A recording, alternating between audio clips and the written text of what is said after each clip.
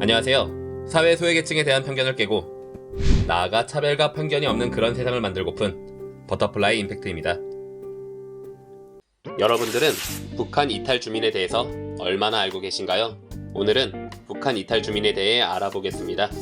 북한 이탈 주민이란 북한 국민으로 살다가 이탈하여 대한민국에 들어와 살고 있는 사람을 뜻합니다.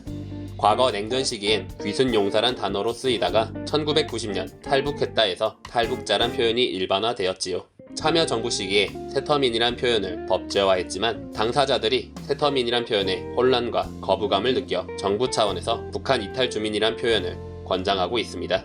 2019년 12월 기준으로 대략 33,000명의 북한 이탈 주민이 한국에서 거주하고 있죠. 이렇게 남한 내 북한 이탈 주민의 증가로 인해 최근 많은 사건 사고들로 문제들이 발생하고 사회 이슈가 되고 있습니다. 그렇다면 어떤 문제점들이 있을까요?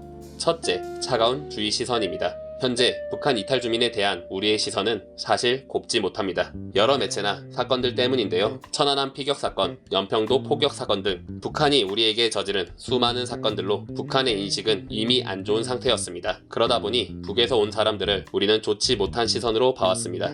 무언가 다른 말투, 가난하다는 인식, 우리에게 위협이 될지도 모른다는 불안감이 만들어낸 차별이지요. 실제 탈북 청소년의 경우 일반 청소년에 비해 자퇴 비율이 7배나 높은데요. 북한 관련 뉴스나 사건이 나올 시 너희 나라 왜 그러냐 라는 비난 등을 받고 심한 경우 너 간첩이지 혹은 빨갱이라는 욕까지 듣고 집단 폭행까지 당하지요.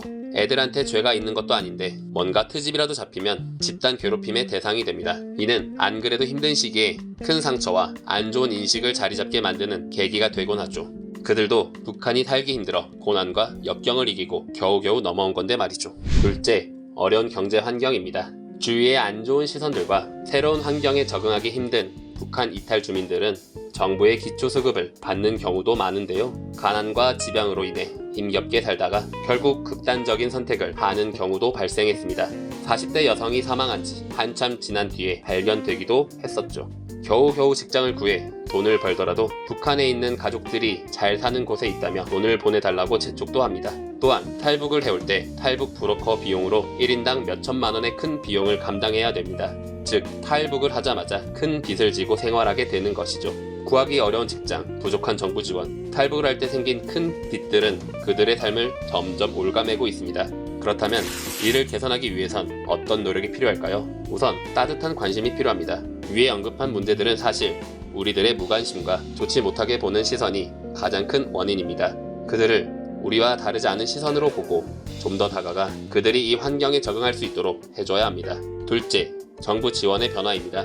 정부의 지원은 5년간 지원이 이루어집니다. 사실 적은 기간은 아니나 5년 이후에는 관할 경찰서에서 확인 정도만 하게 됩니다. 심지어 그 확인도 제대로 이루어지지 않아 사망한 지 한참 뒤에나 발견되는 일도 있었죠.